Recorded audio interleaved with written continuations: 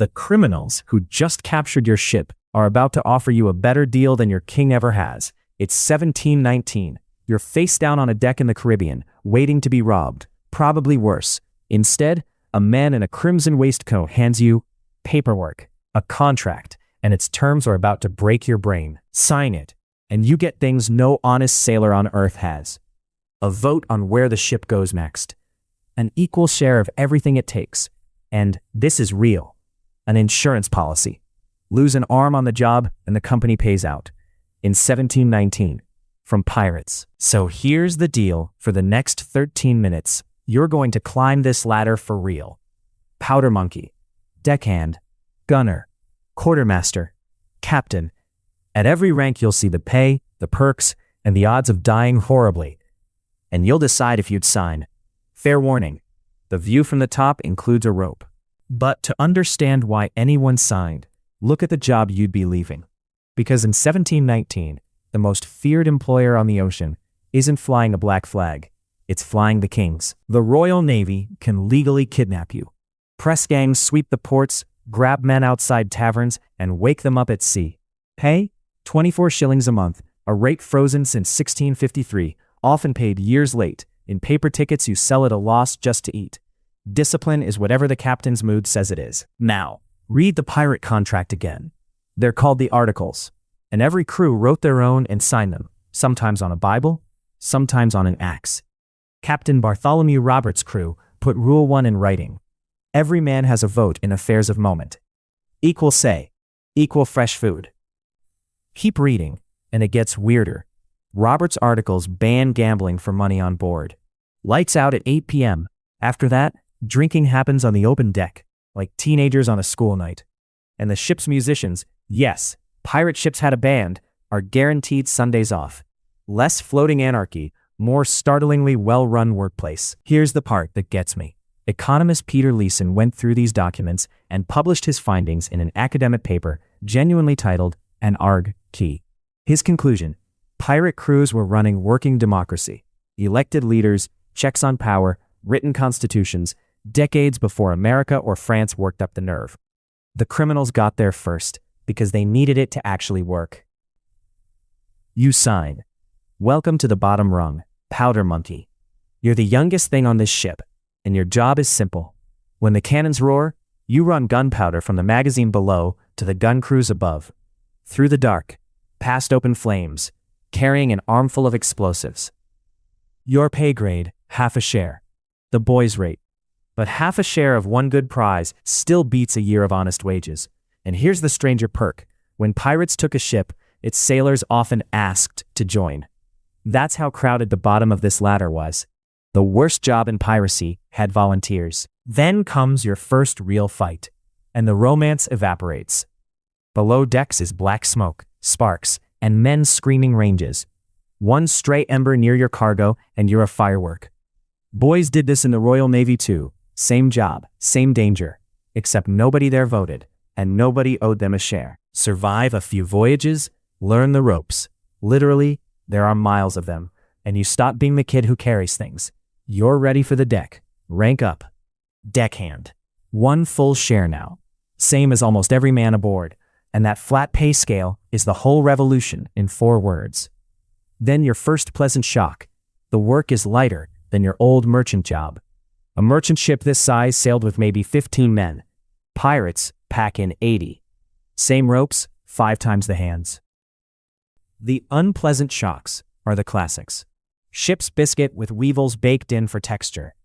Water that's technically a soup, and scurvy waiting patiently past week 6. Piracy fixes your paycheck, not your menu. No prey, no pay is nailed to the mast. The company only eats what it catches. Break the rules and the articles have opinions.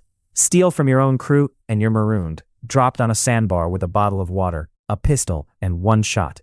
The articles list what the shot is for. Flogging exists too, but on Robert's ship it takes a vote of the crew, not one man's bad morning. You're fed, you're paid, and strangest of all, after the Navy, nobody's flogged you on a whim. Time to specialize. The gun crews are hiring, and they've noticed you don't flinch at loud noises. Gunner. A skilled rank Roberts scale bumps you to a share and a half. You now own the ship's argument enders, tons of iron that recoil like angry horses. And the first thing a good gunner learns is the job's best-kept secret. The goal is to almost never fire them. That's what the flag is for.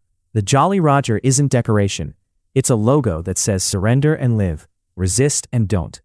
And it worked. Most prizes gave up without a shot. Blackbeard wove lit fuses into his beard so he'd smoke like a demon when boarding. Theater. All of it. Cheaper than cannonballs. Safer than battles. But sometimes a prize fights. This is where your contract earns its legend.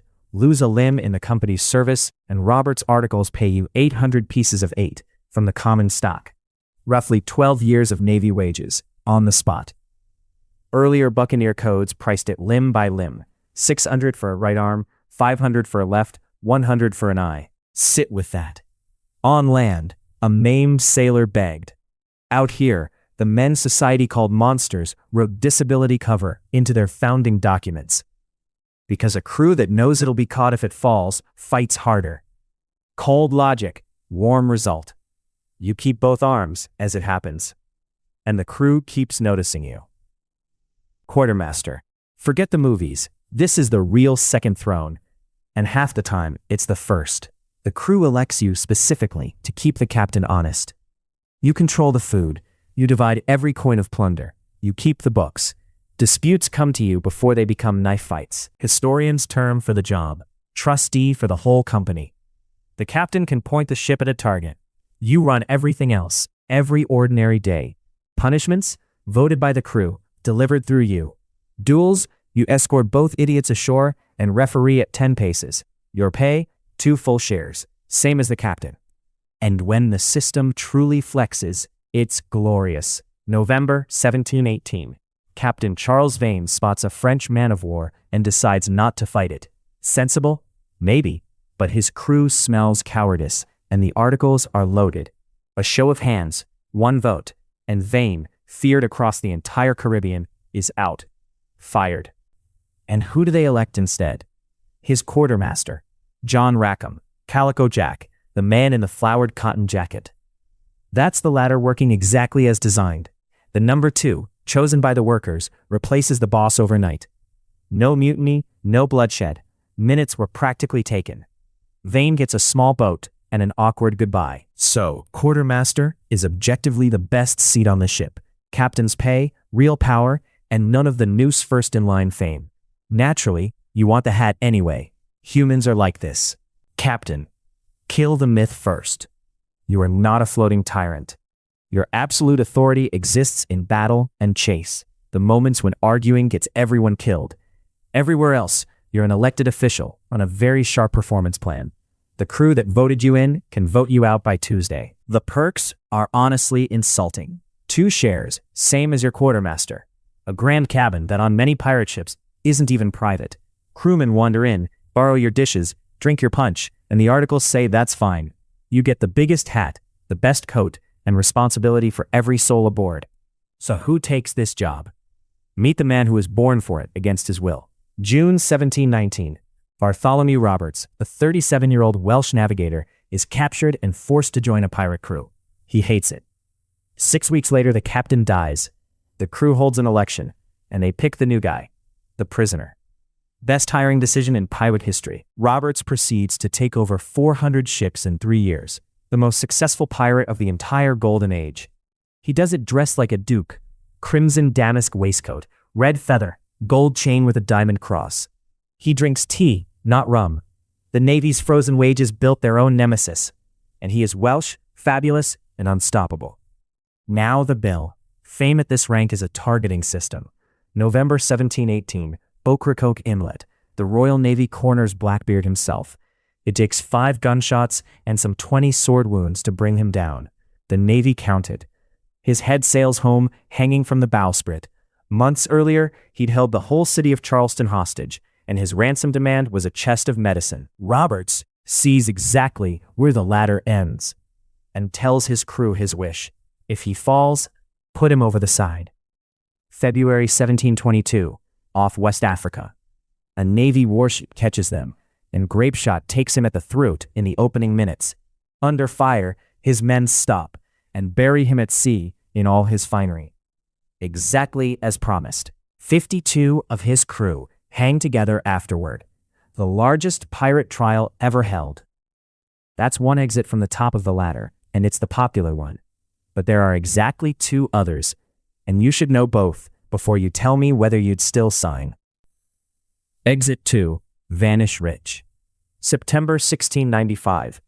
Henry Every's crew takes the Ganges Sawai, the Mughal emperor's own treasure ship. Each man's share, up to £1,000. What the Navy paid over an entire lifetime, collected in one afternoon. The world's first global manhunt follows, and never finds him. Every simply walks off the page of history. Exit 3. The paperwork ending. In 1717, the king, losing badly, tries a new weapon, forgiveness. A royal pardon for any pirate who surrenders. When Governor Woodes Rogers sails into Nassau in 1718 carrying it, hundreds of pirates look at the gallows, look at the paper, and sign. The Republic of Thieves ends the way it began, with a contract. Some conversions are spicier than others. Benjamin Hornigold, Blackbeard's old mentor, takes the pardon and immediately signs on as a pirate hunter, chasing his former colleagues for the crown. Which is the latter's final secret. It was never about the black flag. It was about the best deal on the table. And the deal had changed. So cabin boy to captain. You've seen the whole ladder now.